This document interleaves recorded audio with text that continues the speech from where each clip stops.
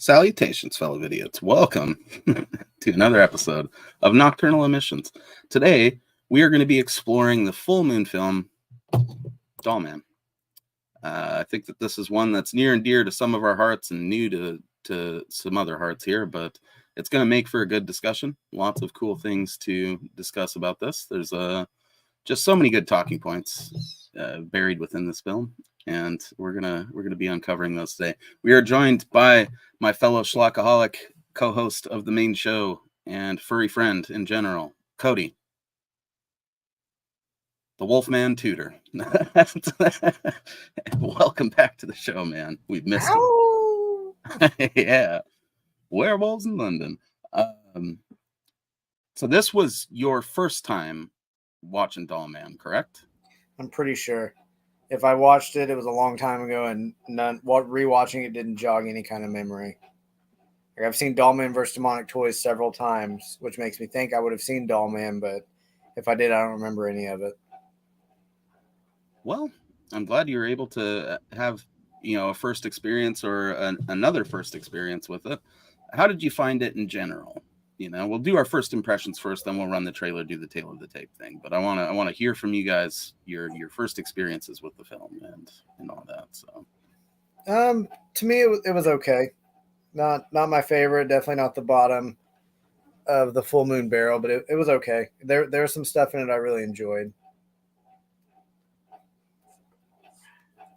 Certainly moves right along too. We're going to praise the pacing of this film several times throughout this review because it deserves it. One you would throw on and watch again with some beer and popcorn. Yes? No? Yay? Nay? I'd probably give it another watch. I'm telling you, dude, it's like a fine wine. It ages amazingly. What were you gonna say? I mean, I'm sure I'll give it another watch. I mean, it's Jackie Earl Haley, Pune directing it. I don't know if this is just one of those ones where, since I didn't watch it when I was younger, I don't remember. It just doesn't have that nostalgia for me. But I mean, I would definitely revisit it to see if my opinion on it changes.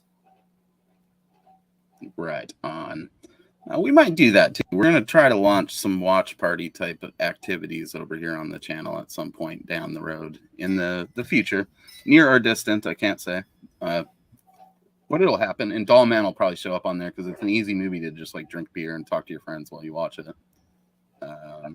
Just because of the nature of the film, which we will lay out. Mason, this obviously isn't your first rodeo with Dollman. Yeah.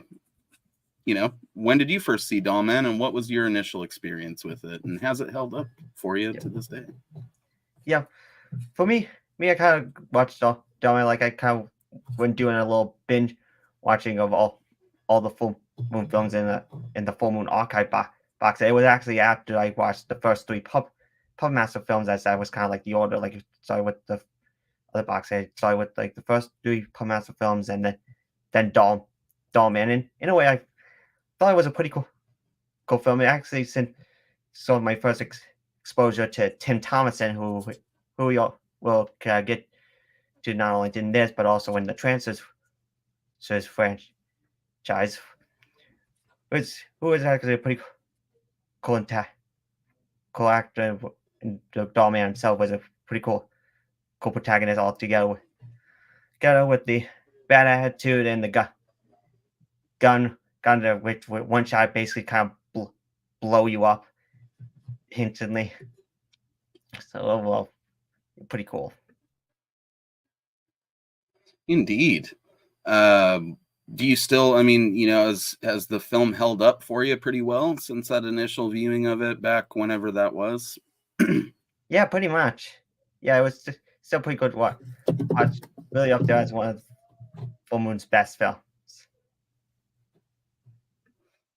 I'd certainly say it's one of their most well-rounded. Not a lot of moving parts to Dollman, so it's got this unique ageless quality, I think, where like they don't execute a ton of super technical stuff in it, so there's nothing to really age badly in terms of the way the movie's executed, and I think that helps a lot with its rewatchability, especially after all these years, or if you're new to the film,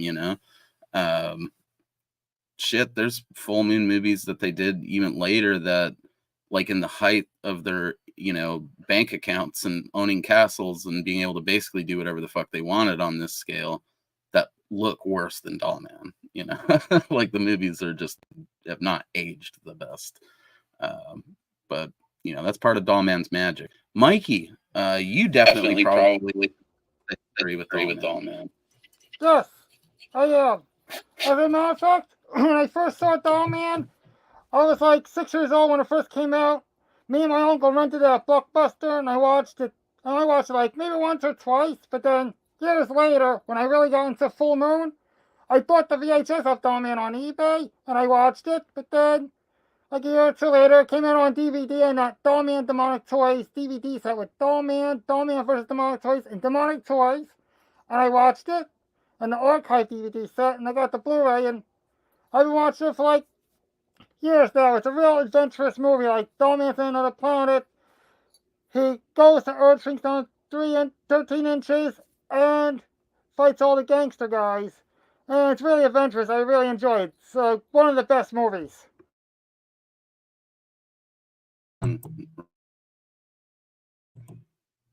All right. So that's good stuff, Mikey. I saw Dollman initially as a kid, just renting it at the video store, you know. I was definitely aware of Full Moon by the point that I rented it. I was looking for that logo on tapes and whatnot, or just any cover arts that looked like they might be similar. And Dollman was kind of in that first wave of movies. I mean, it's called Dollman. You've just watched several movies where they have what's essentially killer dolls running around. So it's not a huge leap. I mean, just at a glance, you could be like, oh, that might be from those Full Moon fellas. And it was good. And I used to rent it all the time. And then for whatever reason, around like maybe 11, 12 years old, I just stopped. Well, I think that's because video stores were starting to kind of fucking die out slowly by that point. So I don't know. I just didn't watch Dollman for years until about 3 years ago when I started collecting Full Moon really hard, like specifically collecting Full Moon.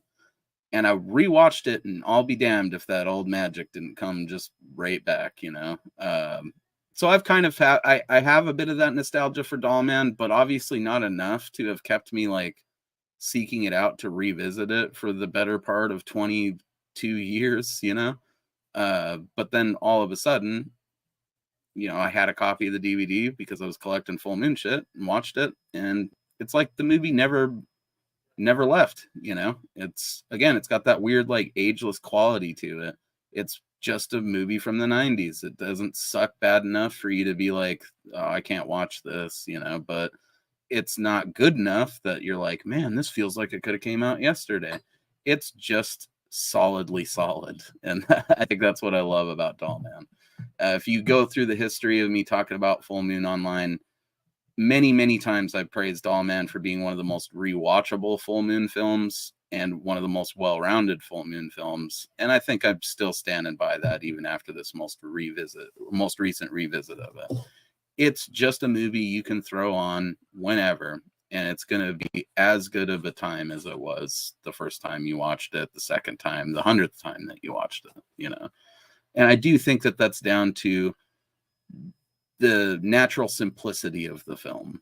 You know, it's just kind of a man out of his time and place thrust into this world. He's dealing with criminals. He was dealing with criminals where I mean, we'll break down the finer points of it as we go through here. But the movie really doesn't even have like traditional sort of acts or whatever to the progression. It's just sort of Dollman shows up, gets into it with these gangsters. They eventually kidnap the lady, and it triggers a badass finale sequence. It is a perfect beer and popcorn movie, you know, because if you just look back over at the screen every 5 to 7 minutes or so, you're going to see something cool. And that's where the movies like that shine, you know, and why there's classic video rental flicks. You know, you rent that shit, grab a pizza and a couple of 2 liters with your little boy pals or whatever, and just be hyperactive little kids, and you're still just looking over at Dollman and cool shit is going on. So that's, I think, why I like the movie still to this day. And we're going to break down a lot of that. But first, we have to, you know, do the trailer and the tale of the tape. So check it out. On the planet Arcturus, He's the toughest cop around. That's a Kroger blast! Most powerful hacker in the universe! That's right, fat boy. What do you want, asshole? Nothing. You're just gonna walk away?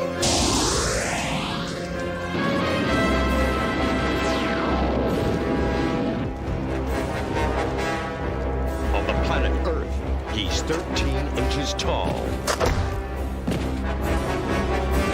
Oh, fuck! That's about the size of it. Shit! Can we tooth it? Homies together. I'm going to war. With who? The fucking Dollman. Who else?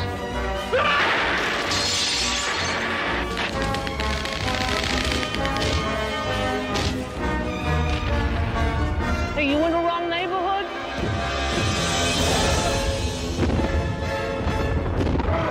Urban fucking renewal. Dollman, 13 inches with an attitude. Dollman was written by Charles Band, David Pavian, and Chris Roghair. It was directed by Albert Pune and produced by Kathy Gesualdo.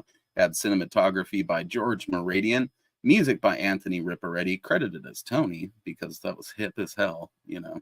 So they had to credit him as Tony in the actual credits of the film. It was distributed by Paramount Home Video. It was released on November 27th of 1991, which makes this a very timely review for this film.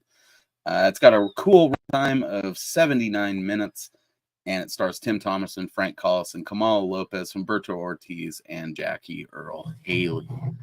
And that's the tale of the tape as it stands with Dollman. 13 inches with attitude is the tagline of the film, and you guys saw the poster there. I've got the full-size poster hanging in my living room. I look at it every day, and it never fails to fill me with joy. There's just something great about it that captures that full moon spirit. So I guess now's the point where we should probably break down the cast of this motherfucker. Really, you only have like your 4 main players and a little kid. You guys still there? Yeah, we're still there. Okay, cool. Having, my internet dipped, so you guys froze for a minute. So our main players in the film are really Brick Bardo, played by Tim Thomerson, Sprug, played by Frank Collison, Debbie Alejandro, played by Kamala Lopez, and Braxton Reed, or Red, played by Jackie Earle Haley of, I guess, Nightmare on Elm Street fame, and The Watchmen. Cody mentioned him earlier, and he's worth mentioning again. Probably one of the coolest people to ever show up in a full moon movie. So what do we think about Brick Bardo? I guess we'll start with you, Cody. I mean, I kind of feel like it's just him playing, Jack Death again. Maybe just a slightly different version of it was my opinion on it, was just him playing that / maybe a little bit of a little Clint Eastwood type. But I could be very far off on that, but that was my initial impressions of him. No, you're 1,000% spot on. He's just that no nonsense, tough as nails, dirty Harry type cop. I would say Brick, if there's any real difference between him and Jack Death, it's that Brick is a little bit more brash, or what, I don't know if that's the right word. He's a little bit grumpier than Jack Death. that's pretty much the difference. Other than that, they may as well be the same character, And I think some of that might be intentional. I think that's kind of because there's no denying that Tim Thomerson does that sort of character really fucking well. I instantly buy him as Brick Bardo, just like I instantly buy him as Jack Death. He's got this sort of classic Hollywood vibe to him, Tim Thomerson. So I honestly wouldn't even feel like he would be out of place in one of those old Clint Eastwood Westerns or one of the Dirty Harry movies or anything like that, I mean, obviously that's, a great observation, Cody, but do you think like his performance as those sort of characters is something you enjoy, or? Oh yeah, I think he's very good at it. Like he knows his role and plays it to a T. Like he definitely did a great job as the character. Indeed. I don't know if, I don't want to make some comment on Tim Thomerson's acting range, but I don't think there's much of it. I think he's really just, he is those characters kind of. But he's a mean stand-up comedian for sure. If you ever get a chance to check out any of Tim Thomerson's, he used to be like a regular at the Comedy Store and shit. Like he was full deep in there. He even gets mentioned, I believe, in an episode of Bad Friends. Like people thought he was a legit good stand-up comedian. And somehow that's just not the trajectory his life took. And that's fine. We got 5 Trancers movies, 2 Dollman movies, and an appearance in Evil Bong out of it. So it's quite the legacy. I'm fine with it. What about you, Mason? What do you think of Brick Bardo as a character? Yeah, well, Brick Bardo as a whole is a pretty cool character, kind of similar to Tim Thompson's early portrayal as Jack Depp, as this tough cop with the rough past, with the death of his loved ones, and ends by kind of ends up trying to learn to move on with the help of this one woman that he helps out with this issue. In a way, the whole thing with the Brick Bardo and Jack Depp comparison is kind of similar, not only in like attitude, but also kind of in sort of like clothing style. Only difference kind of being with Brick actually has sort of like iconic sunglasses and has a more of a striped shirt, while Jack Depp kind of goes with like a normal shirt and tie with the coat. So that's a great observation. Yeah, I would say if anything, Brick is the better version of those characters that he plays, because Brick just has better style and he's got like a dope signature handgun that he has the power to like magnetically call to himself. Jack gets into some cool hijinks and everything, but at the end of the day, he is just sort of a regular cop that travels through time. Brick's a little bit more interesting version of the character, I think. And that does make some sense. It came after what? Well, I think they were doing like Trancers 2 and maybe even 3, like around the same time as they were doing this stuff. At least Trancers 2, I have to feel like was going on. Maybe you or Mikey could clarify on that. But they kind of had Jack Death figured out. So when they did Brick, it's like they added a couple more things to just make him a little bit more interesting. Instead of just losing his wife, he's lost his whole family, a wife and 2 kids. So that, I guess, adds a little bit more depth there. Brick also very much has not let go of that, like, trauma from that. As we see in the laundromat scene, like, he doesn't give a fuck if he gets killed or not, really. And he chases Spruik right into that energy band without a second thought, So the dude really isn't that worried about ending up dead. Where I think Jack did a better job in the Trancers movies of actually moving on a little bit.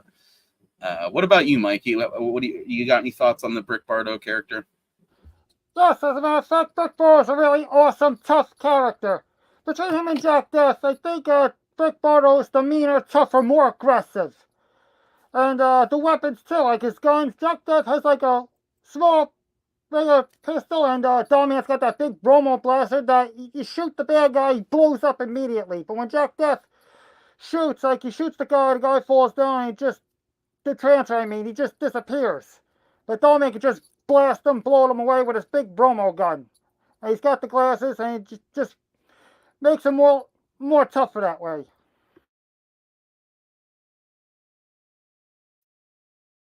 True, sunglasses do make you tougher.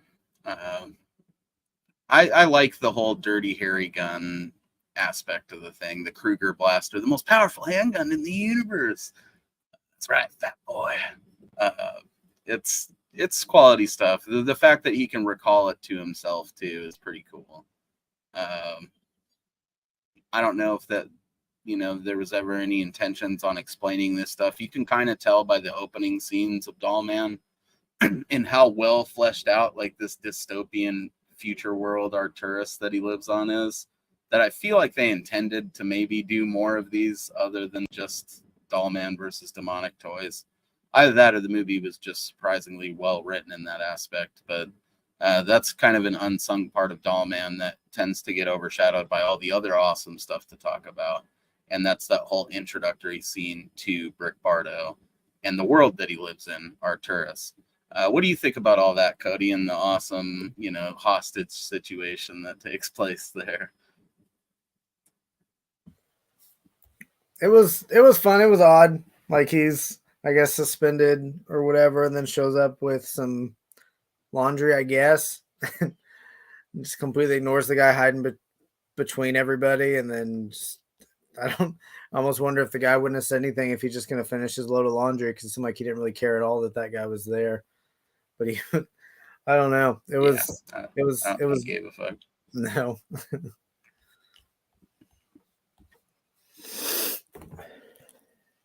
It was what now? Yeah, it was odd. It was strange, because you think he's obviously showing up there just to take care of the guy. So I don't know if he thought maybe him just doing a load of laundry would, I don't know, distract the guy so he could take him out, I guess. I don't know. It's hard to gauge if it was intentional or if it was just a occurrence of happenstance or whatever, like he just happened to need to actually do his laundry at that place.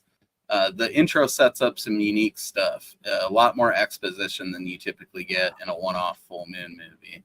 Like, we know for a fact that Brick has been involved in other incidents with people, and he's kind of looked at as this loose cannon, but we also know for a fact that his fellow officers support him. Like, there's that guy.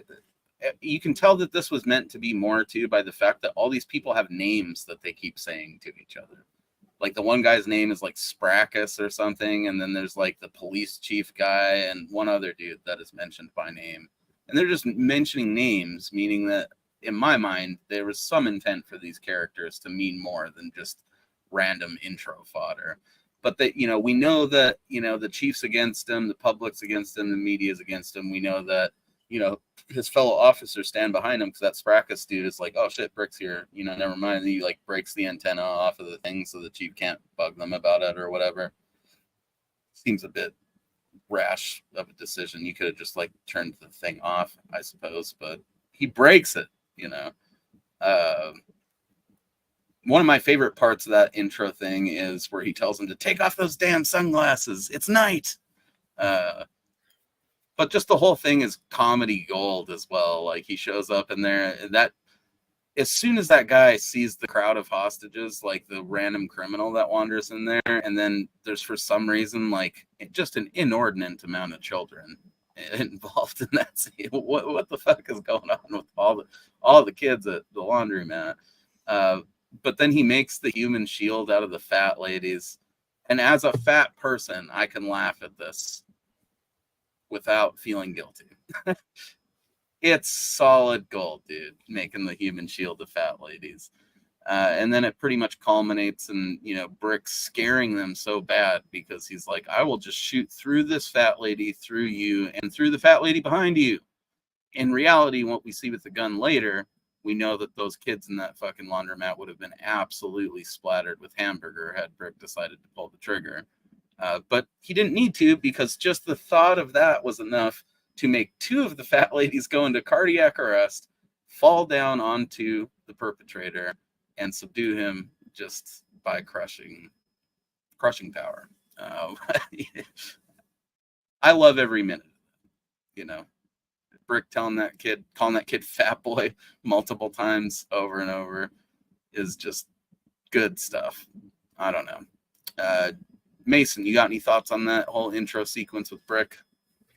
Yeah, it kind of sort of sets up sort of the mood up being sort of like an mix of sort of a sci-fi action comedy. In a way, this opening is sort of like just a comedic scene. Like there's this one guy in the laundromat basically became a hostage situation where he kind of ties a bunch of fat women around him. Brick comes in, seemingly just doing his laundry, just shouts at him.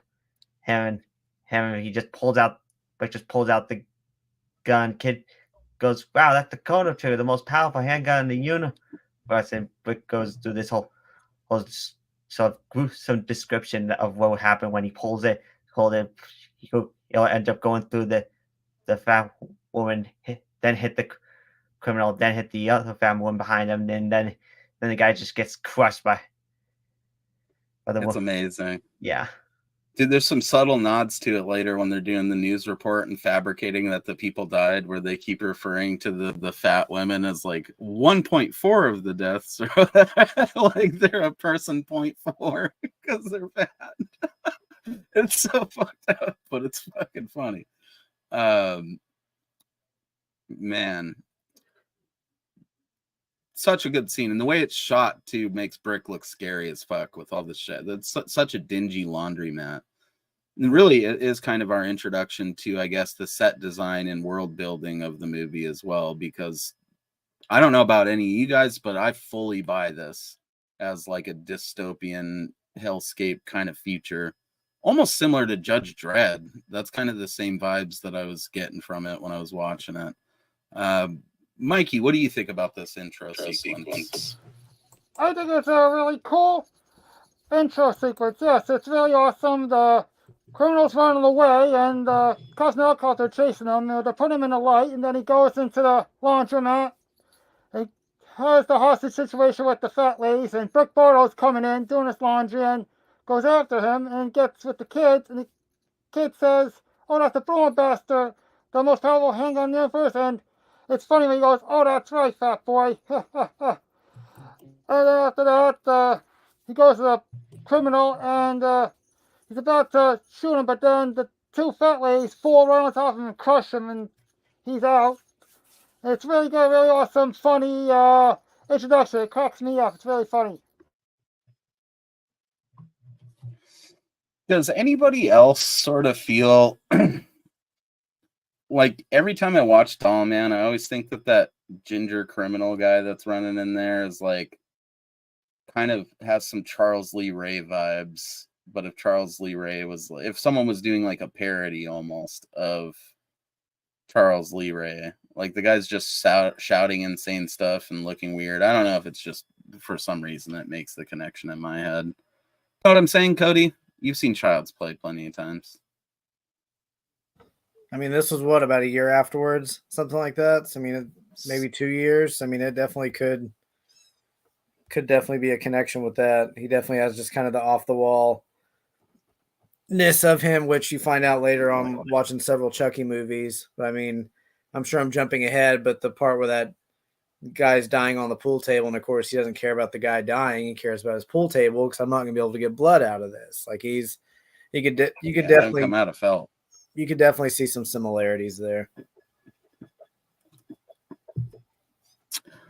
Yeah, it's I don't know why it invokes it, my brain makes that connection there, but pretty much, Brick ends up saving the day, even though they spin it to make him look like a bad guy, and then he goes back to his really fucking depressing apartment. Man, that apartment is bleak. Am I right? It looks like a fucking jail cell with no light and just a TV. So Brick is deep in that like familial loss, depression, and not giving a fuck, which also just the way his apartment looks makes me believe that the laundry thing is legit.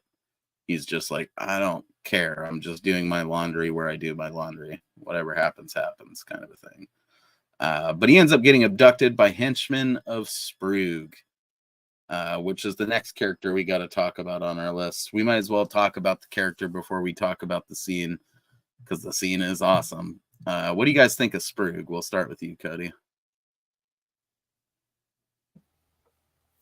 I thought he was neat. It was a very inventive idea. The guy that basically lost everything but his head, and hopefully I'm thinking about the right guy here. I didn't write down the names, but yeah, I thought it was cool. Yeah, that's Sprague. Yeah, it was neat. Definitely a guy that's all brain. That's all he's got left, but still running the show very much. Yeah, it's like, that's all you need to be dangerous, I suppose. He almost could be like a Batman villain or something, you know. Though I doubt Batman would ever be in a situation where he would have taken all of the limbs and torso of one of his villains. But because that's pretty much the story. Like, Brick is the dude who has cost Sprug so much, which is why even as Sprug has like this dimensional bomb and is set to like ransom the entire planet of Arcturus, basically, he needs to take Brick out because Brick, took all of his fucking arms and his penis. That's explicitly referenced in this, pretty much. And it's heavily insinuated that Sprug is also responsible for the death of Brick's family. So deep history here. Another thing that leads me to believe that at least the person who was writing this hoped that there would be stuff done with this. I mean, you could do several Dollman prequel movies, or Brick Bardo prequel movies. I don't know if you'd want to call him Dollman if he's just regular sized, but there's a lot of stuff, groundwork laid here, character development wise. So we know that these dudes have like basically this intense blood feud, and Sprug has had his guys kidnap Brick and take his Kruger blaster with the intentions of basically replicating what was done to Sprug to Brick all in one go. Like, he tells them, start with his left arm, and they're just we're gonna blow you to bits, Bardo. I love those henchmen too. They seem like way better than they should be for such a quick throwaway scene in a movie. Am I wrong? I don't know. What do you guys think? Yeah, I mean, What do we? Go ahead.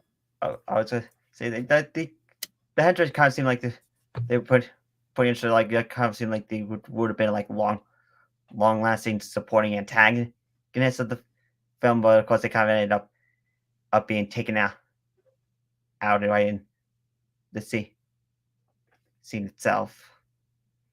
Like when Right. Yeah, and it just feels like, I mean, there's both of them give such a good performance alongside Sprug that it's kind of a bummer. Like, I find myself wishing that there was like a Brick Bardo movie that serves as a prequel to Dollman, just so I could see those guys be sinister or wild more often, And we only get them each for a couple of scenes before they get splattered by the Kruger blaster, but I enjoy them. I don't know. What do you guys think, Mikey? You got any thoughts on this?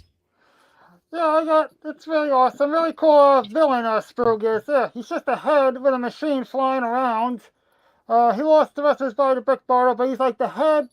He's like the brains of all the criminals.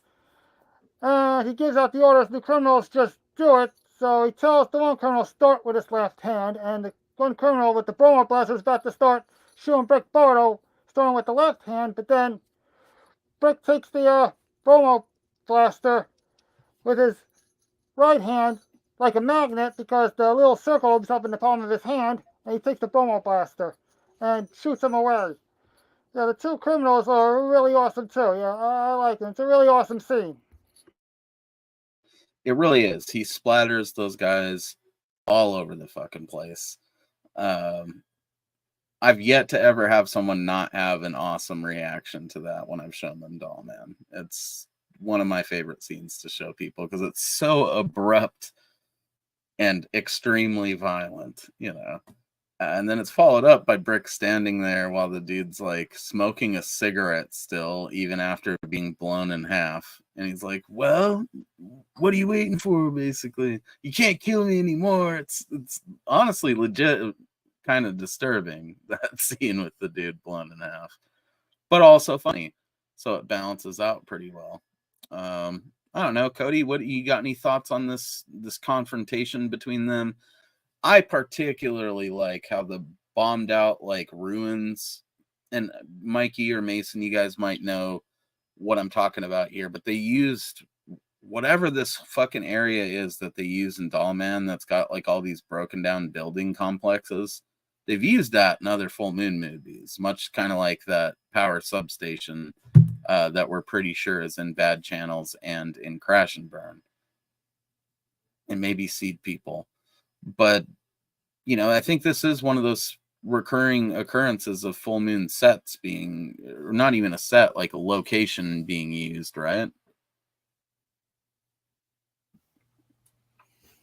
Yeah, I think so. I mean, that's so. I think so, yeah.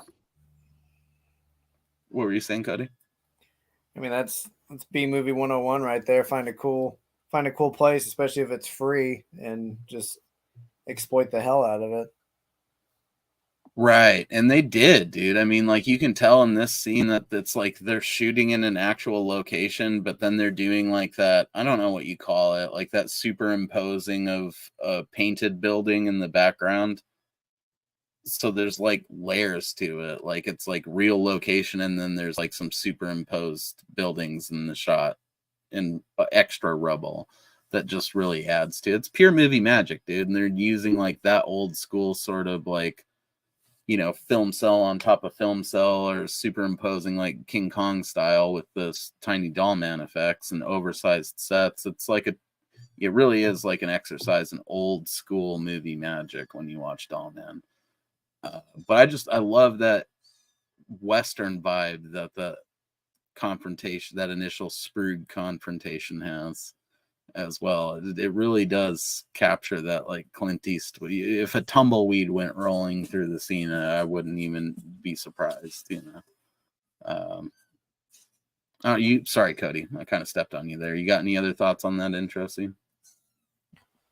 I mean, not really. It confrontation.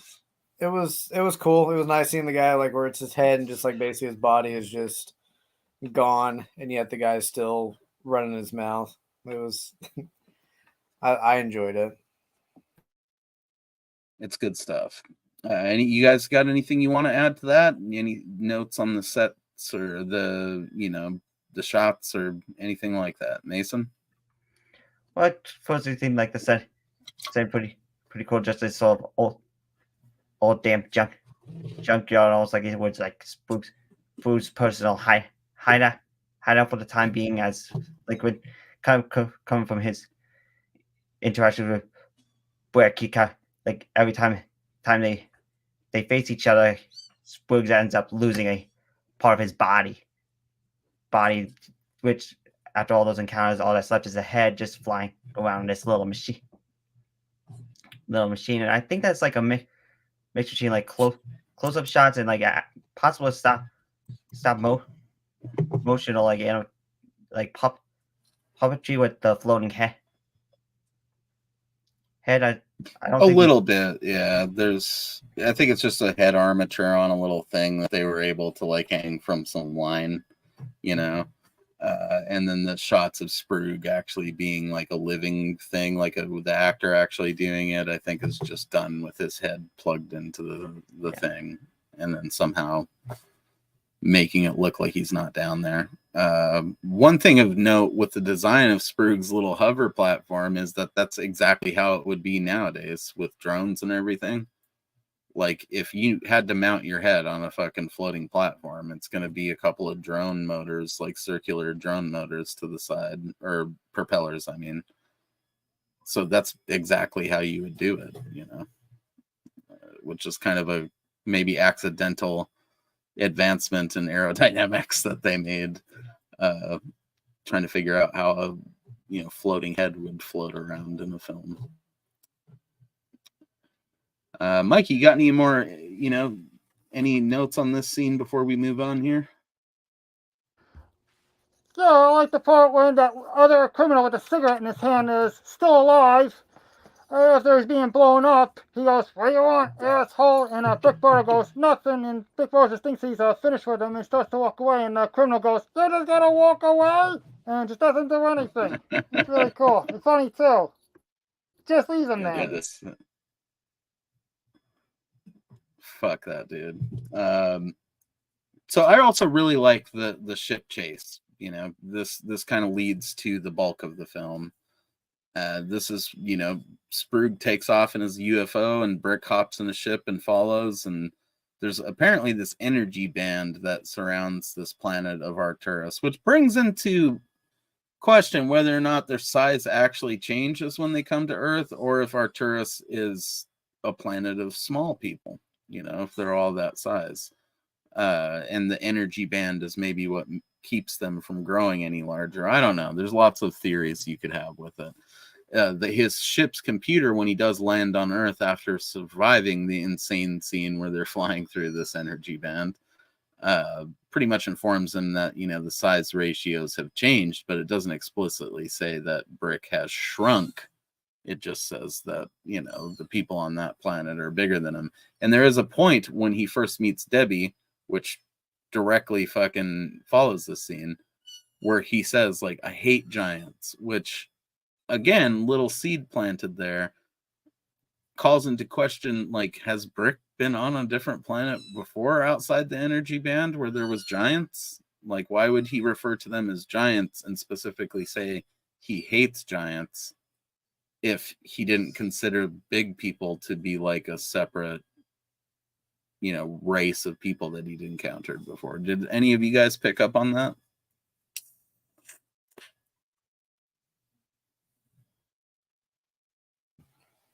Yeah, it definitely made me wonder that too.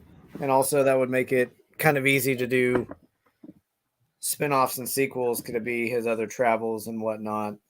Or could a giant showed up to their planet before, or is he like, that'd be sick. Just that it definitely could. It makes you wonder why they didn't do more, because there's obviously plenty of stuff they could have taken from this one to span out into other standalone movies or, you know, whatever. But it definitely left that open to where there's a lot more stuff that could have been explored. I think the short and simple answer to that is transfers. You know, they already had an established thing with him, so they just kept shooting more transfers movies instead of Dollman movies, which is a bummer. I kind of do wish like they had split it evenly. And maybe even done away with some other movies so that we could have got more Dollman and Transfer sequels with Tim Thomerson. But we got a good amount of, you know, transfers. And at least he was able to come back for Dollman versus Demonic Toys. But there's just a lot that could have been done with the groundwork they laid just opening this first film.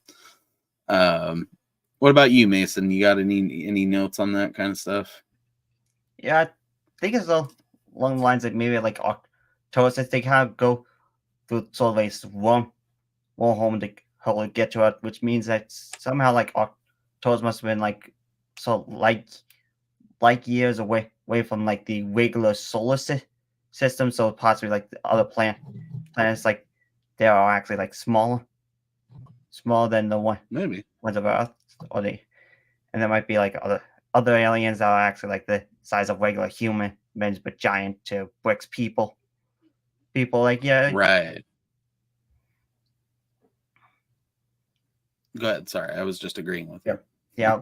So it would have been interesting if they kind of did actually some more Dollman films to actually explore sort of more of the world it's kind of set up with, well, at least for Brick's story, per se.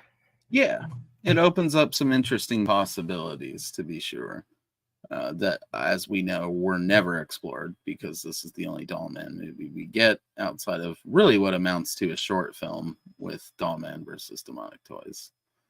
Mikey, I mean, you know, we're also kind of basically talking about his whole arrival on Earth here, but you got any notes on this scene, man? Like him going through the energy band or anything we talked about? Yeah, I think there's like a little like theme or little ratio effect like between Earth and Arturos. Like Big Brother leaves Arturos and he's traveling through space, and lasers are like affecting, and there's like glows around the spaceship, and maybe the ratio is just like make it all weird. Yeah, shrinking him down, and as soon as he lands on Earth, he's small. He's 13 inches. And I think that's really cool to see. I like that they did it with such old school, like King Kong style effects too. They don't go out of their way to do, not that they could have afforded to do as much stop motion as they would have needed to, but I think it is kind of fascinating how Dollman works pretty well on an effects level with them just using like that old school movie magic. There's really no elaborate stop motion or any sort of other fancy effects that they tried. They just used the old King Kong trick and then like forced perspective, enlarged sets, just old stuff that they would have done in like 1950s B movies and shit like that. And they put it to great use in this. So basically, after this, after they go through the fucking energy band, we get the whole intro sequence to the South Bronx, where we have like this sort of pseudo hip hop beat that they did for the movie. And I don't know why, like, other than them shooting the shop clerk, this whole sequence of the movie always reminds me of Ninja Turtles. Am I alone with that? Like, it feels like something you would see in a Ninja Turtles movie. That's just showing like inner city crime, hooligans, and then the turtles would show up and like fight them maybe or something instead of letting them kill the shopkeep. Cody, am I alone in this? It gave me very Death Wish 3 vibes. That too, I suppose. Maybe it's just the how upbeat the rap beat that they made for it sounds. But I don't know. It just really does give me Ninja Turtle vibes. Did you, Jester, Mason, neither of you guys get that kind of thing going on with this? Yeah, I kind of think that's sort of a little Ninja Turtle by just showing like the regular light style of the Bronx, only with showing like the sort of main issue is with these gangs running around causing trouble to the people. People kind of give like that sort of like something that Brick has to stop. And dude, the Bronx is in New York, so Dollman could theoretically have crossed over with the Ninja Turtles at some point. Like, if Full Moon and those guys decided to do something, they could have had Dollman fully show up in some Ninja Turtle comics or something. How rad would that have been? Yep. Dollman and like the Puppet Master puppets with the turtles against some crazy, there's a lot of cool stuff you could do with things like that. That's also a huge benefit of like the Full Moon movies. I don't think ever use fictional cities, do they? They use fictional versions of cities, but I don't think they like make up their own in-universe cities. It's always just LA or Chicago or whatever. Mikey, is that correct? Yes, I believe that's correct. Yes, I don't think my reaction with the Dollman Ninja Turtle thing, it's in New York, and there's a lot of crimes going on, criminals in New York, and there's drugs. Yeah, and that's what happens in both movies, and Dollman Ninja Turtles just go after and beat all the bad guys. A cool scene would be the Ninja Turtles are going around with Dollman, because the comic versions of the Ninja Turtles would like actually hurt fools and shit. They would like cut them and beat the shit out of them. So them doing like minor damage to them isn't that big of a deal. So Dollman like shooting guys with his little pea shooter as a small fella wouldn't be that bad. But then you could have a scene where like he accidentally gets like zapped to full size again and shoots someone with the blaster and they just splatter all over the place. And the turtles are like, bro, what the fuck? That's not quite how we do things, that could be pretty cool. But I love that whole intro sequence. Pretty much right out of the gate, Debbie Alejandro gets abducted, which is a theme for her in this movie. She gets abducted again later on, and these criminals are going to burn her alive. And Dollman, this just so happens that they take her out to this ruined city that exists somewhere outside of Los Angeles. And they're going to burn her alive, or at least scare her into thinking that they're going to burn her alive. And Brick happens to witness this as he's waking up from, the trauma of crash landing on the planet. And he intervenes and he shoots the dudes. This scene is great for introducing how his weapon has clearly scaled down. Obviously, there's some, physiological sort of DNA level side effects to getting shot with his gun that aren't made apparent till later. But in the very least, it doesn't blow the dudes to smithereens anymore because he's like 1/6 the size of these people. So it just leaves a real nasty wound. And it also introduces us to, the direct involvement of the gangbanger element with our main lady, Debbie Alejandro. What do you guys think of this scene, Cody? Yeah, I think it's a pretty good setup / introduction to, who's going to be, what's going on, and what Dollman's going to be doing for the rest of the movie. Him kind of just crash landing in a situation that he initially doesn't want any part of, or at least alludes to that he doesn't care about it at first. But I think it's a pretty good setup, letting us know about what's going on in this city and what he landed in. Right, right. And it's sort of more of the same of where he came from, but just, I guess, less technologically advanced.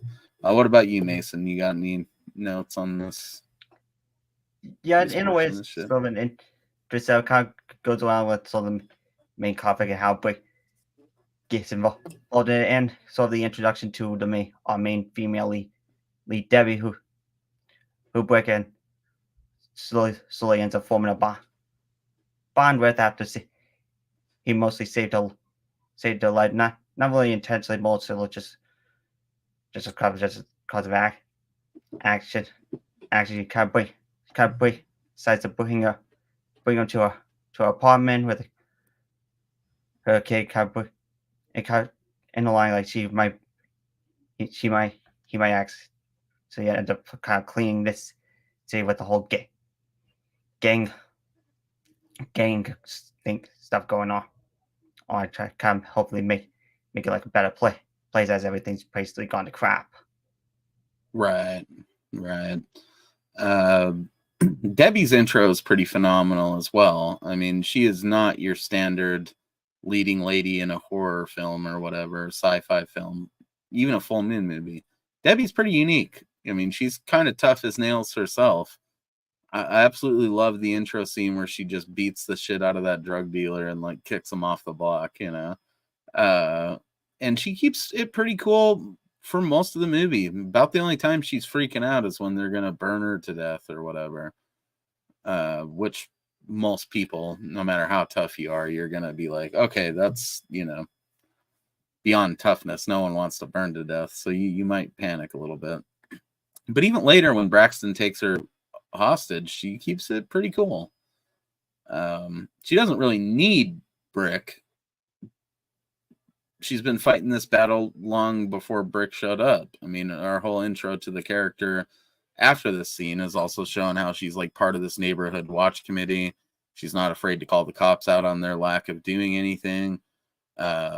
She's basically looked at as like the main source of strength in this apartment complex full of Latinos.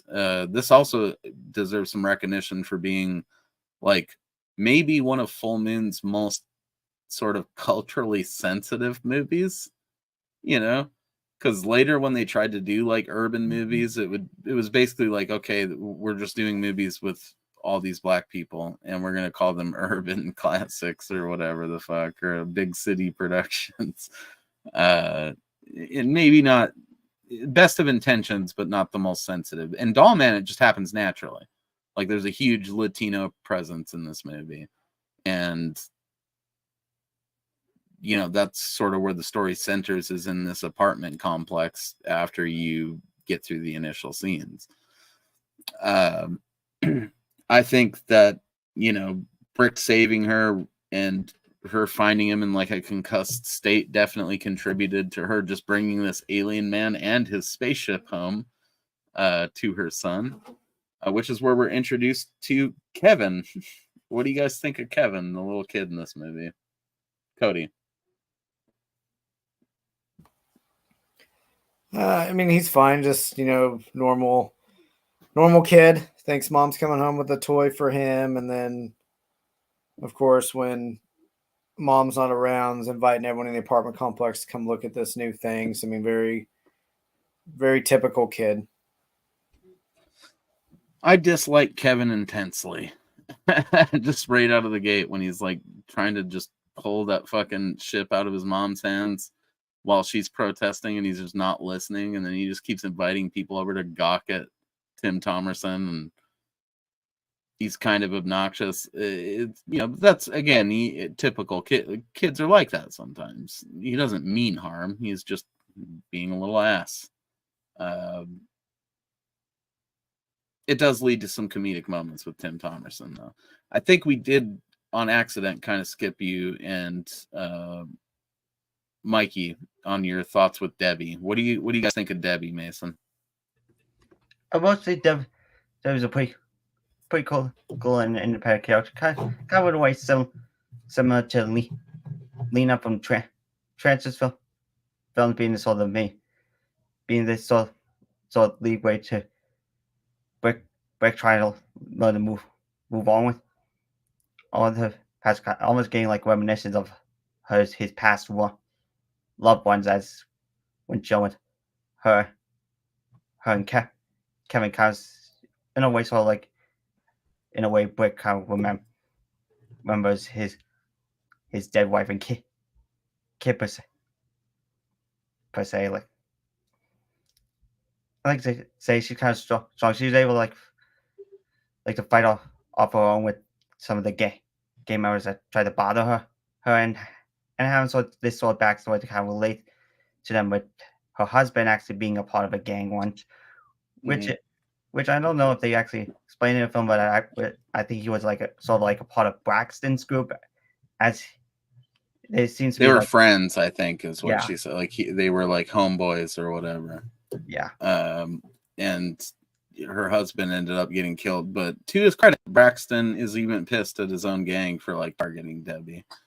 He knows she's a problem, but he doesn't actually target her till later on when he's like withering away from Brick's gunshot and all that shit, which we'll get to. But Mikey, what do you think about Debbie and or Kevin? Kevin sucks. Well, I think Debbie's a really very strong, powerful woman because she stands up for herself. Because she sees the drug dealer giving out drugs, and she gets off right at him. She wants to kill him. Then he runs away, and Debbie gets with a group of other people, and one guy and about stop the gangs and stop with the drugs and everything. Then the other gang members go after Debbie, and they say, you mess with their business, you die, and they want to burn her or scare her at least. And then Brick Bartle comes in and shoots them, and one's shot dead, and the other two run away. And then she meets with Brick Bartle, and she decides to take him home. And Kevin's a kid, and kids a lot of times don't want to listen. He thinks Brick Bartle is a toy. He sees the ship that Debbie's bringing home, and he just goes on with it. And he brings his friends over to show, and Debbie doesn't want him to do that. She yells at him about bringing friends over to tell them that they have a spaceman, Brick Bartle, living in their house. And she talks about like her husband, her boyfriend, her friends with Braxton. And at one point, she tells Brick Bartle that she wanted her husband to stop with gangs, and he said he promised he was going to stop with gangs, but he kept lying, and he was dead, he was killed. Kevin just doesn't remember him well, and Brick Bartle talking about his family, how he lost his family. And I think it's really cool, really powerful woman, and Kevin's just a kid.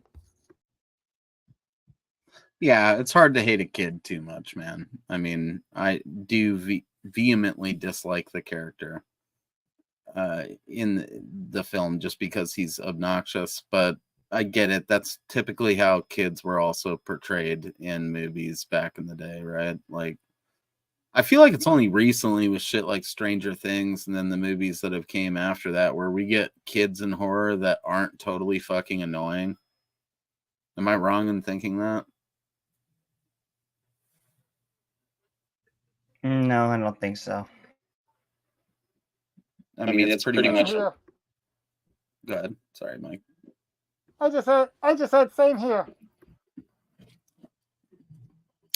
We've had the odd ones. I mean, there's movies like The Gate or whatever that have little kids that aren't bad. I mean, I guess the kids in Monster Squad aren't totally annoying. But a lot of times, if it's not like a kid-centric horror movie, the kids would be just fucking annoying. And that's sort of what Kevin fills in this movie. I mean, obviously, when you have a spaceman at your house, you don't invite the entire fucking apartment complex to gawk at him multiple times. I mean, you don't want to blow the whole thing and lose your spaceman, right? I mean, he has the whole line where he's like, well, what's the fun of having a spaceman if you can't show him off? And it's like, I don't know, doing spaceman things? Like, you ever watch any of those movies where there's a spaceman involved or like an ET or something? You get to do all sorts of cool stuff that doesn't need to involve, blowing the whole fucking gig. So pretty much on the side of this, Braxton meets up with Sprugg. Braxton being played by Jackie Earle Haley. They find him on the road and they take him back to their ghetto gangster lair and essentially make a deal with him where Braxton's supposed to give them like this neutron bomb thing that he alluded to in the opening of the film, that he was going to ransom Arcturus with because it could blow up the whole planet. Obviously, he's not aware of the scaling issues on this world for some reason. So he promises these guys that they can blow up like a sizable portion of the city with this bomb. And he can give them the power to make sure no one ever fucks with them again if he helps them to basically, at the end of the day, take out Brick Bardo and fix his ship. That's kind of the situation both Sprugg and Brick are in this movie, is that their ships are fucked. So they can't go home even if they want to. And they're trying to figure it out. Sprugg seems like, he should have more technical expertise than Brick, but they're both pretty screwed. What do you guys think of this whole Sprugg-Braxton alliance? We'll go with you first, Cody. Then just trade it off to Mason. It just seems like natural progression of the plot. Like, why wouldn't two bad guys team up to, in their mind, for the common good of both getting what they want? So it seemed very much like a, natural progression of the plot. They both have something that the other wants. Yeah, for me, it's still the Braxton Sparks team to recover. So like with Sparks want to lead the plan and just kill Brick and Braxton basically just wanted to take over the Bronx. In a way, it kind of seemed like at first glance, it seemed like Sparks was basically sort of like the actual true villain of the film. Like, he actually came up with this sort of idea of having given getting this bomb that could like blow up. Although later on it will be kind of shown that reveal that Braxton basically the true main antagonist, as after the first encounter with Brick and Braxton got shot. Sparks basically healed him, but even after that, Braxton just basically slammed down, practically killing him on the spot. Like a kind of a crazy twist on that sort of dynamic. Well, Braxton and Sprugg are both head villains. They team up with each other. They have one thing in common. They want to kill Brick Bardo, and they want to conquer the land, the environment. So they make a deal with each other, and Braxton goes to see Brick Bardo, then he's shot. He comes back, and Sprugg heals him, and Sprugg offers him the bomb. And of course, Sprugg wants Braxton to follow his lead. Sprugg wants to give out the orders, and Braxton wants to be a master himself and be in control of the Bronx. So he decides to crush Sprugg, and Braxton is the leader.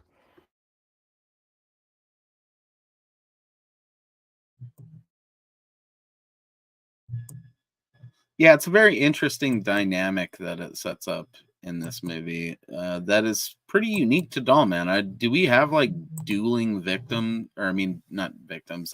villains in any other full moon movies? I'm struggling to think of one that has like two villains like that for any portion of the movie, really. Not off the top of my head. Yeah, it's very unique, you can kind of tell that Sprugg is thinking he's double crossing Braxton right from the beginning, because he's like underselling the potency of this bomb. Like, he's like, sure, whatever's left, you'll be the ruler of, So like he obviously intends to just glass the whole planet. But again, inexplicably, he's unaware of this scaling issue that has happened with these weapons, even though he's treating Brick's battle wounds on Braxton at one point, you know? Like, you'd think he would realize there, like, oh shit, then the bomb's not going to be as big as I thought.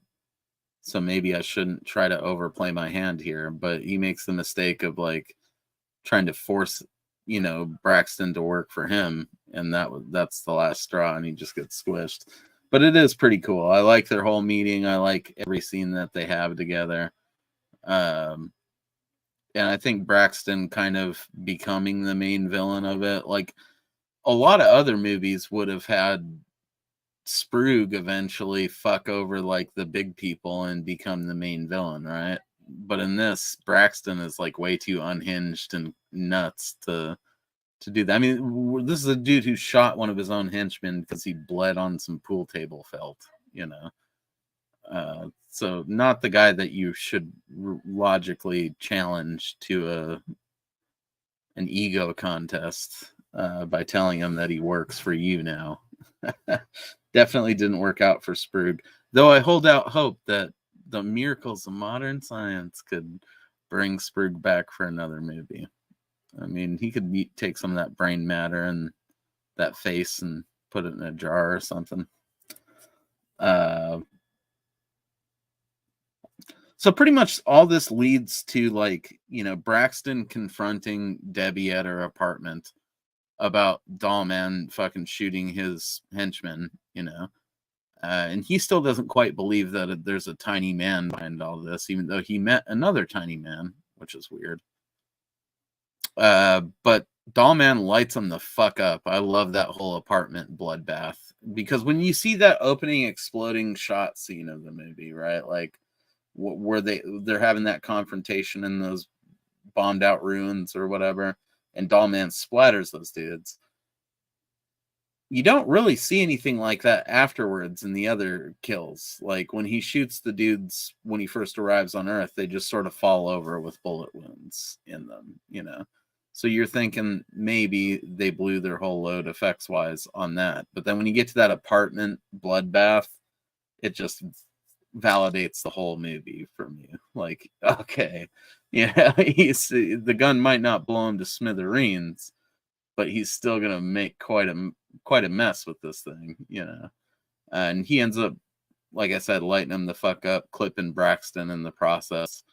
And that's where we learn that not only does the gun, you know, blow a hole in them, but it also like damages them on like a genetic level.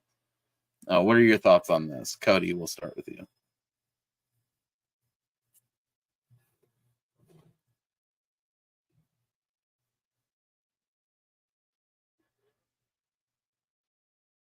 Oh shit, did we lose Cody?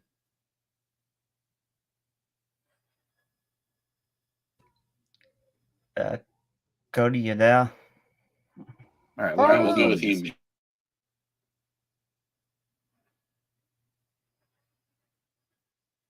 What are your thoughts on that, Mason?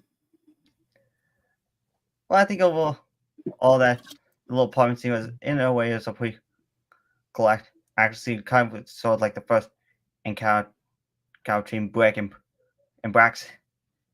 Braxton kind of learning what he's actually dealing with, as he basically gunned down basically all his men with no hesitation, and leaving with the severe injury, which kind of kept on even after Sprugg seemingly healed him.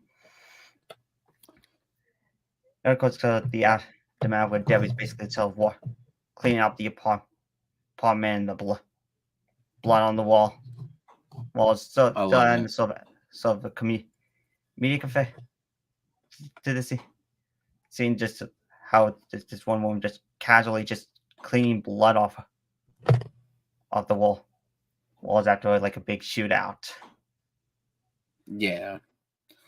I don't know if comedic is the word I would use, but yeah, it adds a thing there. And like I said, it's kind of, your confirmation that, oh, okay, the beginning of the movie isn't the only gnarly effects that we're going to see, like, or action. It's going to continue, and it continues in a big way, especially in the finale sequence. Mikey, what do you think about the whole apartment bloodbath, the apartment shootout, whatever the fuck you want to call it? Yeah, I'll call the apartment shootout. It's really awesome because the criminals in Braxton come in because they found out about Brick Bardo. That's why they break into Debbie's apartment. They look for him, and the one guy picks up the spaceship and sees Brick Bardo, and Brick Bardo just starts shooting them all away. And Braxton just runs away. And then the cops come and take the bodies away, and Debbie's got to scrub the blood off the walls, and yeah, it's really cool, really awesome. Doesn't he say like, "Oh shit" or "Oh fuck" or something like that? Yeah, he goes, And "Oh Rick's fuck, "This- that one that's-" drunken criminal." Yeah, and then Brick's like, "That's about the size of it," and just blows them all away. I love it. Maybe my favorite scene in the movie, if I'm honest, because it's, our previous like violent scene with Brick, other than him saving Debbie, was like this big spectacular, bodies exploding sort of shootout. Not even a shootout, just him shooting dudes. So when we get to this point of the movie and they show that it's still this big spectacular thing, I don't know, man. It just like it re-hypes me for the whole finale of the movie.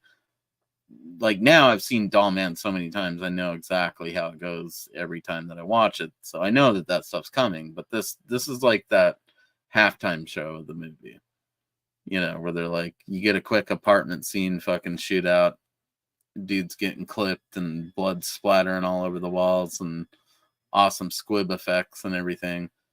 And then, you're kind of waiting for the finale of the movie after this, where it gets just insane.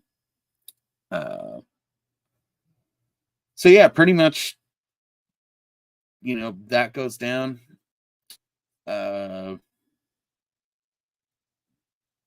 We got that whole scene where, we've already talked about it, where Brick's trying to repair the ship and the neighbors are bugging him with the little kid, like inviting everybody over to look at him. After that, obviously Braxton was like clipped in this whole apartment shootout. So, he struggles and eventually finds his way back to the lair, the criminal hideout. And Sprug, like you said, sort of partially heals him. And I think that was intentional.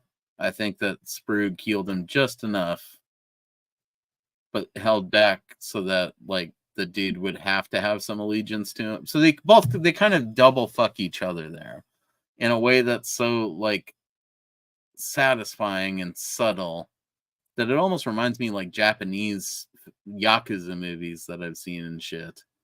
Where like the two dudes are just so intrinsically evil they couldn't help but fuck each other over and simultaneously fuck each other out of what they needed to succeed. So Cody, you're back. We're pretty much just talking about the apartment scene shootout and the aftermath of that. Do you enjoy that shit? Yeah. Oh yeah. Yeah, I mean, that was maybe. it's still we were talking about earlier. That bleeds into the Death Wish 3 for me, because that's very much like inner city, and yeah, except that one's a lot more, stereotypical. This one definitely doesn't do that, but it's very much, I feel like it's taking place in the same part of town almost. But it was good. Yeah. I was happy that the blood came off the wall so easily for her. So that was definitely a plus. It was convenient. And it was cool that she had that huge sponge. That thing was gigantic. Yeah, it was good. It's very much a bad guy thing too. It happens in wrestling all the time when you have like those big battle royals or something, and you get the two of the bad guys to team up, and then one always screws the other one over or attempts to anyway. So it was kind of the logical conclusion, I guess. Now that you bring wrestling into it, I suppose that is sort of where it ends up, they just did it so hard to each other in this, you know. Like they didn't even really cooperate beyond a couple of different scenes, you know, or really just the one. It was a short bond, a short relationship. Yeah, if it was wrestling, it'd be like one or a Monday night on Raw and like a Saturday night main event, and then the faction's already dead, you know. Which happens sometimes in real wrestling. So accurate. And then, you know, obviously we're talking about him squishing Sprug. I really don't see that there's any him coming back alive after that. Jokes aside, the dude's dead. But man, is that a shame. Sprug would have been such a cool recurring villain in later Full Moon movies. I think because you can tell Full Moon always, well, they sort of do a shared universe thing with several other elements of stuff they've done in their films. And then obviously with the crossovers, but there were so many more crossovers that we could have gotten. And I don't know, man, this movie was ripe for it. Sprug could have ended up being like a secondary villain in so many cool Full Moon crossovers if they had really leaned into that back in the day. And I'm always disappointed they didn't. What's that, Cody? I'm sure we'll have its own discussion, but like you'd hinted at earlier, like when we did get the team up with Dollman versus the Demonic Toys, like there's so much old footage in it, like that's so little of that movie that's already so short is actually new stuff. So it's like 40 minutes, I think, when you trim out all the. Yeah, it's a very, very lazy thrown together movie that should have been. It was still good, but it should have been a whole lot better. It's a neat tidbit in their catalog, you know, like I love the poster for Dollman versus Demonic Toys, another one I have the full poster of, but it's just not, it could have been such a more kick-ass movie too. And how we never got him teaming up with the Puppet Master puppets is beyond me, but we did get the comic book series. We got. That's true. So,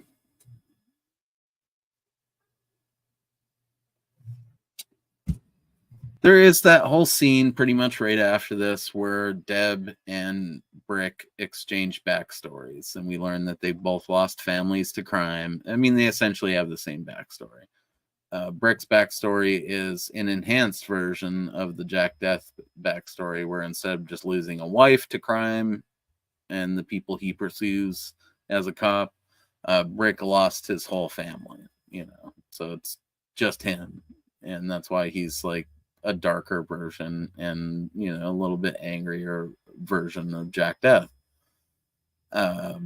Pretty much right after that is, you know, a scene where Debbie, for some reason, works at a like toxic waste plant.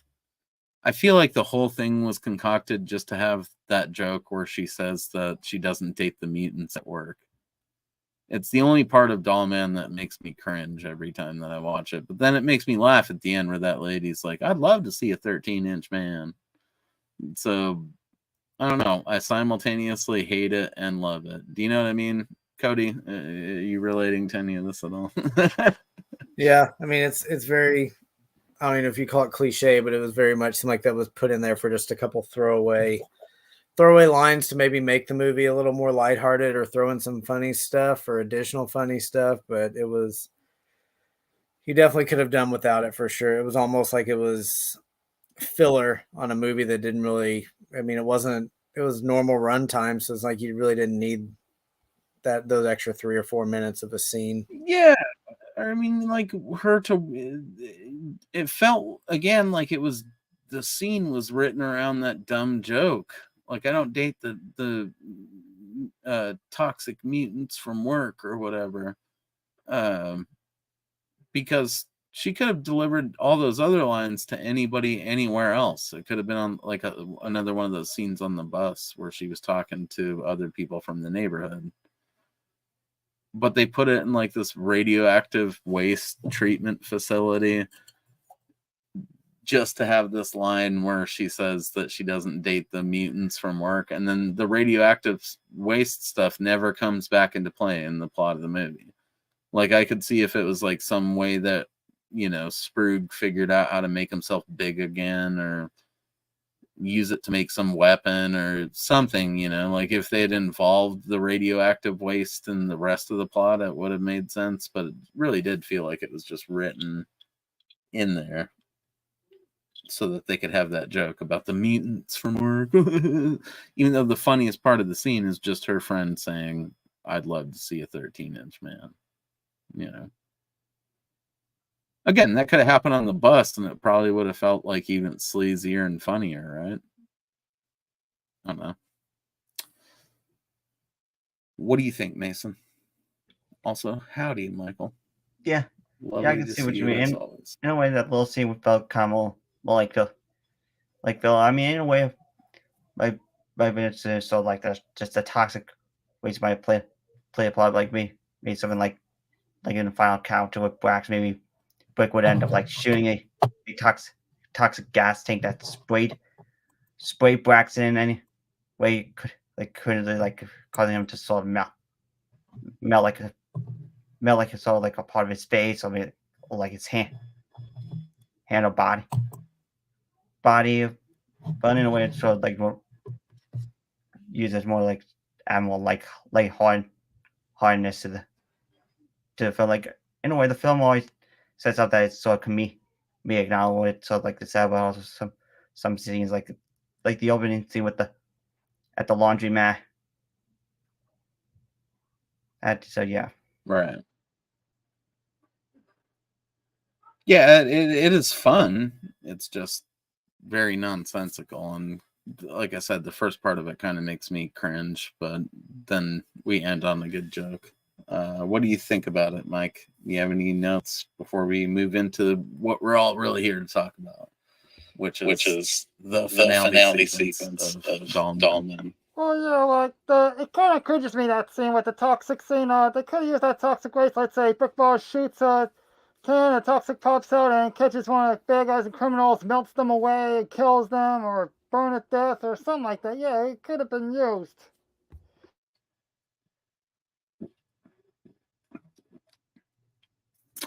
Or could have given Brick Bardo a giant radioactive dick that he just pole vaults around on through all the rest of the sequels. That could have been pretty cool. No? So pretty much after this, we get the amazing sequence. The whole last part of Dollman, in my mind, is pretty much just one large sequence. And it starts when Debbie Alejandro gets abducted again by Braxton this time, because he's totally unhinged. Like, the bullet wound in him is making him insane, and he's just going all out. He's going to use this dimensional bomb that he got from Sprugg. He's going to kidnap Debbie Alejandro and basically use her to lure Dollman in there and fuck him up. So he kidnaps her, and Dollman flies out a window through the air onto a car and just rides the car like to the place with them. And then proceeds to crawl through rad tunnels, interact with enlarged sets, blow a bunch of people up. I mean, come on. The whole ending of Dollman, like the whole last third of this movie, is insanity. Am I wrong? no, you know what? Insanity in the best way possible. Yeah, let's get your thoughts on it, Cody. What do you think of the whole fucking... I mean, we're here. We're there. This is the main event. Finale sequence of Dollman. Go. I mean, it was great. It was all you could have wanted and then some. I mean, I'm a child of the 80s / mostly 90s. So, I mean, these action shoot 'em up movies are stuff that I love. So, I mean, this was definitely very much of that in a sci-fi kind of movie. It's kind of an action sci-fi. I feel like this was just kind of balls to the wall action from this point on, and I was definitely here for it. Might be some of the coolest stuff Full Moon has ever done, I think. Mason, What are your thoughts on the finale sequence here? Yeah, the finale is pretty cool. Just starting from Debbie getting kidnapped, Brick falling through, jumping out the window, basically gets to Braxton's hideout, start shooting a bunch of men, exploding of a van, gang members getting killed left and right. One of the gang members coming in almost like Rambo with two machine guns, only to get shot down by Brick. Then the final counter with Brax. He's putting on hand almost near the brink of death. Brick was up to basically finish him off, but then David came in and telling him to just let it go. But then Brax just kind of wounds the whole movie by just starting to activating the bomb being ready to blow up the little area. So, yeah. Yeah, it's pretty underwhelming when the bomb kind of finally comes into play because it's scaled down too much like Brick's blaster. So I think it just blows up like a little portion of that weird ruin that they were in. It doesn't even affect the city, you know. Yeah, pretty much. In a way, it's all like an anticlimactic and because it being on what leads to Braxton's demise. Right. We got a lot of iconic stuff in there though, like the urban fucking renewal, or like him smacking the dude in the head with the pole. I mean, stuff that's like in the trailer and shit. Do you guys have like a favorite portion of that finale sequence?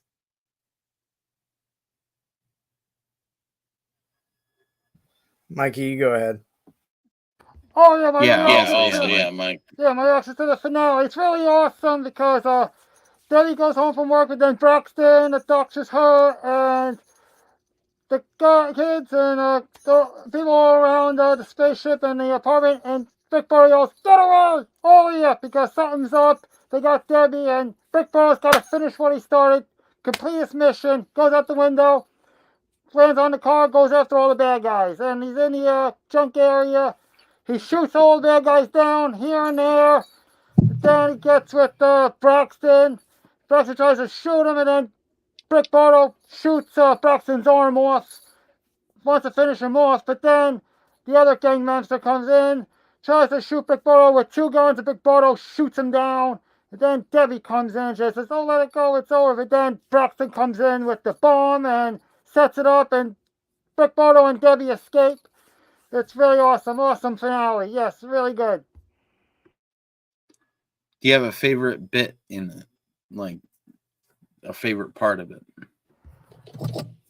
In fact, where Brick Bartle shoots Braxton's arm off because Braxton can't shoot anymore. He's got one arm left, but then he takes Brick Bartle's gun, and Brick Bartle gets his gun back. That was a really cool scene. I fucking love him taking the gun and seriously trying to use it. Yeah.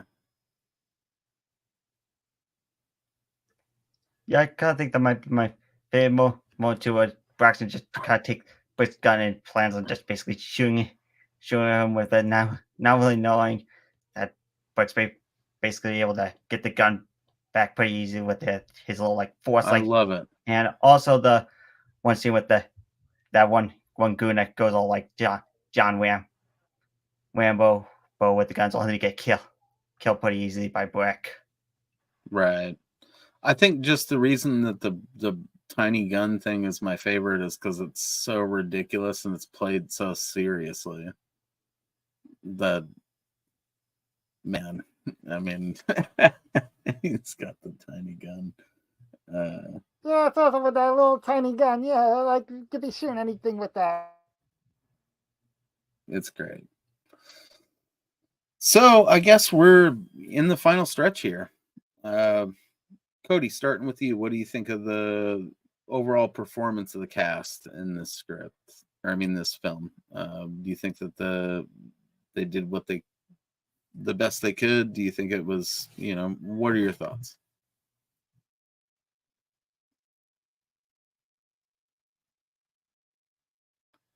Well, I think Cody might have had to step away again. Mason, performance. What do you think of the cast in this?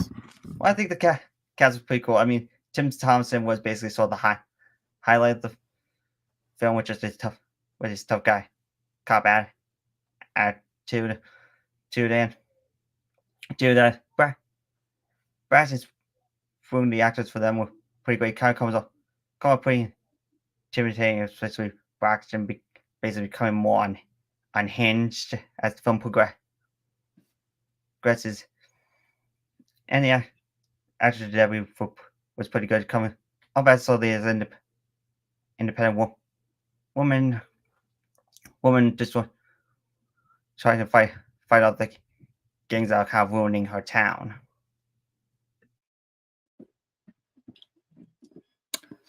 What about you, Mike?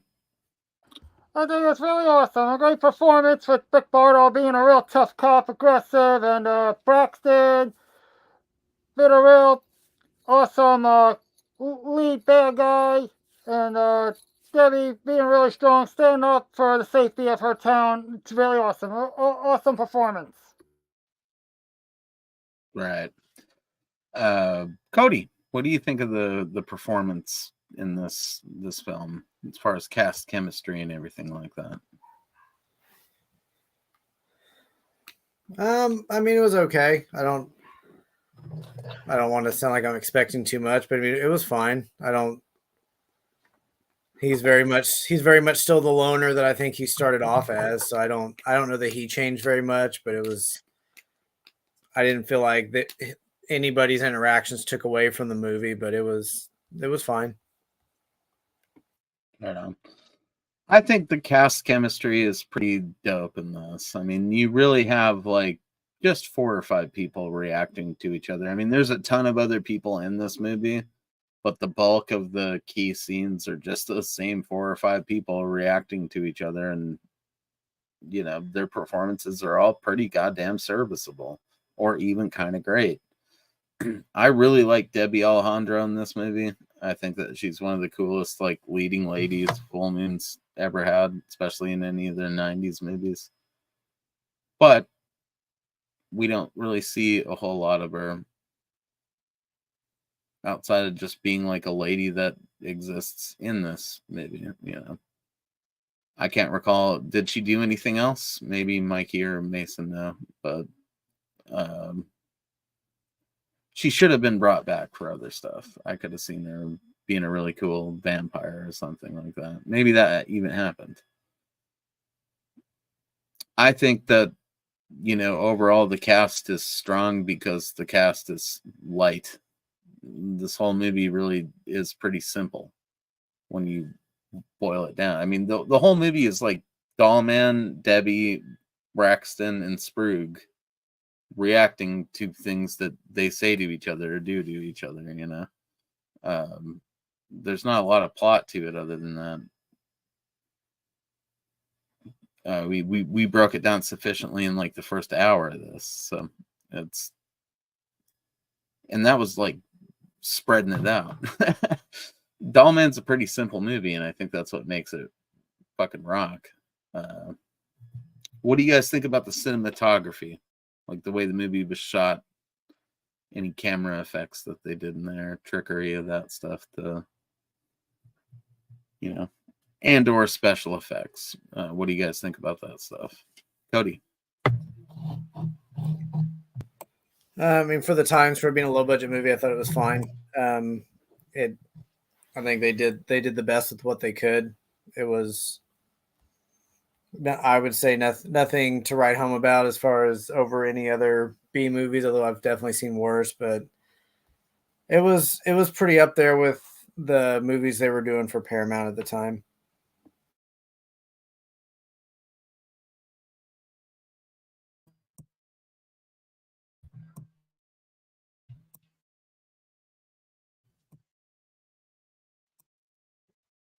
Mason.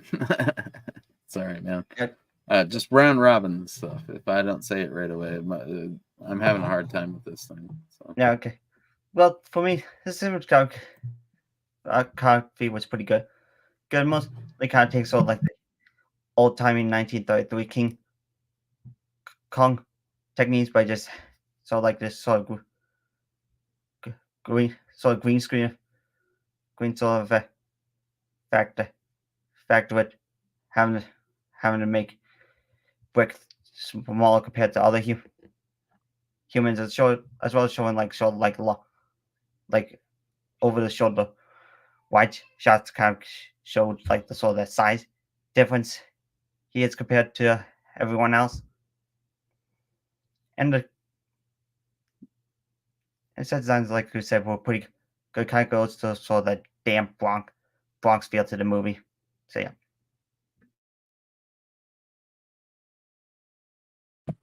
What about you, Mike? I think cinematography is really awesome. Yeah, the battle scenes with the junk scenes, like the bricks and everything, it looked really cool and had a good display, like in the Bronx. It was really awesome, and the effects, like same thing with the King Kong effects and Brick Bardo, and he's compared to like with all the other people, like when he's the small and the people are giant. Really awesome effects. Like it was really good.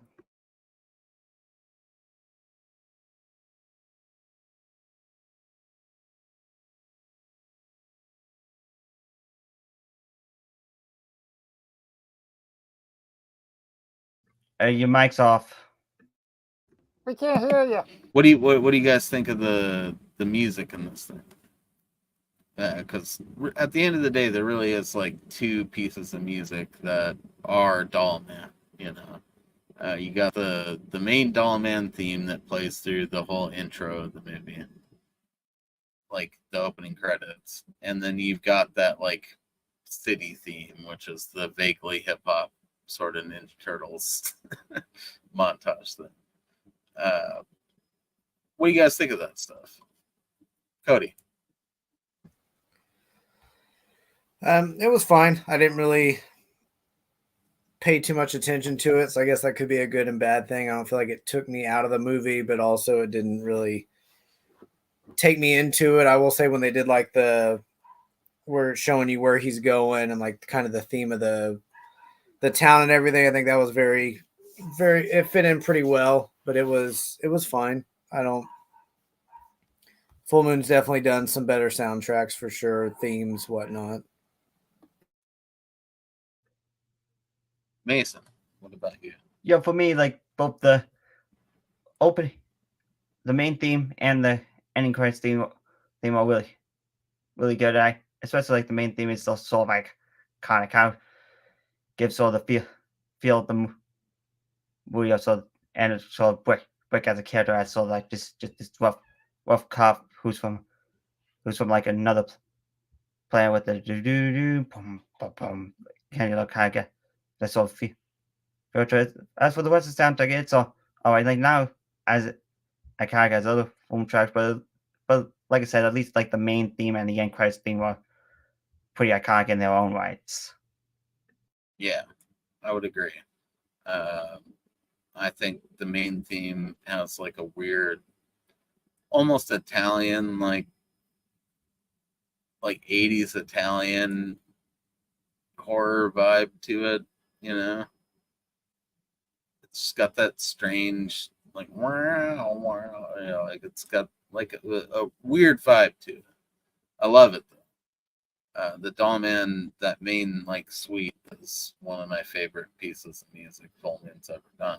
Just because it's so odd, like it reminds me of finding Italian horror movies when I was like in high school. Mikey, what do you think of it? I think it's a really awesome soundtrack. Yeah, the main theme, like in the beginning, in the opening credits, it's like there's a mission you gotta do. Like you gotta get started, you gotta get going. There's a mission. There's an adventure. There's an adventure coming. It's like really adventurous. Like you're on an adventure and you must be on a mission. And do what you gotta do. The South Bronx theme is like you're just running around South Bronx and there's like things going on, like criminal stuff and all the hip hop stuff. It's really good. And in the end, it's like really good. It's like awesome, man. Yeah, it's really awesome. I don't know why I like the image in my mind of Mikey being in a bad part of town in like a city and just hearing that Dollman, the Dollman fucking South Bronx song. Come on. I don't know, man. I like the soundtrack. I think that song is corny, but the main themes that Mason mentioned, that me and Mason had mentioned, are, I think, good pieces of full moon music for sure.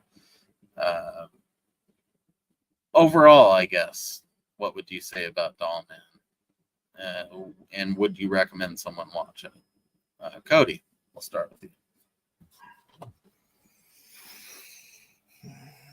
I mean, out of 10, I'd probably give it a 6 out of a 10. So I don't know that I would talk anyone out of watching it, but it's definitely not at the top of my list of a full moon movie that I would recommend to somebody.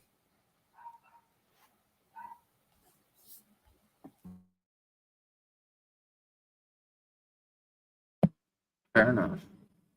Mason, just go ahead. So You guys say your piece. nice.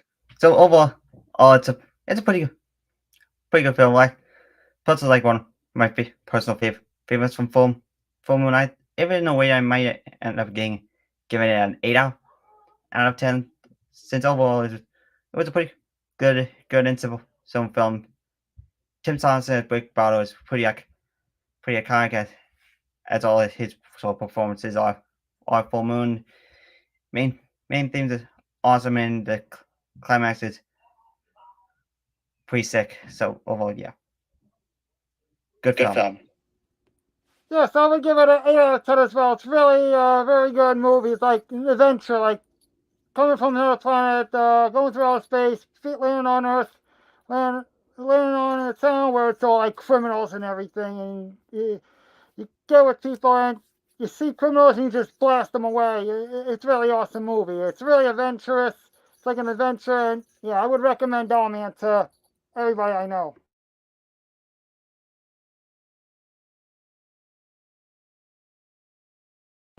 Similarly, I would recommend everybody check out Dollman. It's pretty classic. It's one of those full moon movies, as I've said in chats and previously in this discussion. You can just throw it on. You know, you're gonna have a good time with over there with Dollman just blowing dudes away while you're going about your business. This has been pretty amazing. I'm glad that you guys were all able to join for this discussion tonight because, damn, Dollman needed it, and we needed it. So, you guys got anything else you want to plug before we close this out tonight? Cody, you got anything going on? Not anything right now, no. Me either. Sometimes that's a good thing.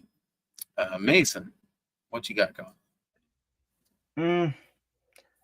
Nothing much as of late. I mean, aside from taking care of my new bearded dragon, it's just nothing really big going on. We expect weekly updates on the bearded dragon, by the way. Do you think this discussion went well? Yeah. Do you think this was a solid full moon discussion? And how is your bearded dragon currently? He's pretty well. I might end up bringing him in at one of my podcasts. Maybe when we start talking about Puppet Master 3. Nice. And your thoughts on the current discussion? Do you think that we did the movie justice? Is there anything we missed? I think we did a pretty good discussion. So yeah, it's pretty good. Sick. What about you, Mike? Well, you know what? I do want to mention there's this one scene when the two criminals come back to that criminal hideout. The one that was all shot, he gets on the pool table, and the one other criminal with the beard and the alcohol drink. I like when he goes, "Oh no, it was no midget, little guy like this big," and Baxter Red goes, "Oh, have another fucking drink." That scene cracks me up. Oh, by the way, Dollman spaceship. I got it from a friend of mine long time ago. See, I think that's really the real failing of Dollman is lack of merchandise. We've never really had that stuff. Like, I would love to pay them $100 for, one of those spaceships and a tiny Dollman to go with it. Why was that never a thing? You have any speculation like that? A nice 13-inch action figure of Dollman. Yeah, like an old G.I. Joe. It would pretty much just be a G.I. Joe, but of Tim Thomerson with the accessories. Right. Well, they were supposed to come out with a 12-inch action figure of Jack Death years ago, and that never happened. Oh, so that was actually supposed to be a thing? Yeah, they were supposed to come out with that years ago. I don't know what happened. Interesting. I've never known about this, but that's bless you, Mikey. That's good information. So they did plan on making some type of a Tim Thomerson action figure, but not Dollman. I don't know why they wouldn't have just did a Dollman one first. It would just make so much more sense. It would sell immediately. And I mean, there's different versions of Jack Death throughout Trancers, I guess. Like, he evolves slightly. So which Trancers action figure are you getting? Or is it all of them? I don't know. I guess it's along the lines of... Good. I was going to say, I think it's along the lines of, I guess Jack Death was actually more popular than Dollman. Yeah, but yeah, I think in a way, I think it would make more sense to have sort of like a Dollman action figure. So in a way, like probably see basically the size of an action figure. Yep. Yeah. Possibly have them along the lines of the full moon whole Legends toy line alongside Radu, Castle Freak, and Shrieker. Right. So overall, I don't know. I think Dollman is required viewing if you're going to get into Full Moon. It's not their best, but by far not their weakest, and I love it. So, one of the most rewatchable movies because of reasons that we've listed several times, and we've all plugged our own shit. So definitely check out Dollman if you get a chance. It's available to stream on Tubi. This has been Nocturnal Emissions, exploring the Full Moon filmography. Glad that you guys could join us for this. Pretty special times. Our next discussion is going to be for The Pit and the Pendulum, I believe. Am I putting that out of order, guys? Or is that our next Full Moon film right there? Yes, I believe so. Pit and the Pendulum next. Yeah, I think so too. So definitely tune in for that. It's going to be a good time. Hopefully we can get a few people on here for that. Thank you, Cody, for joining us tonight. It was amazing. Succulent as always. We'll see you soon.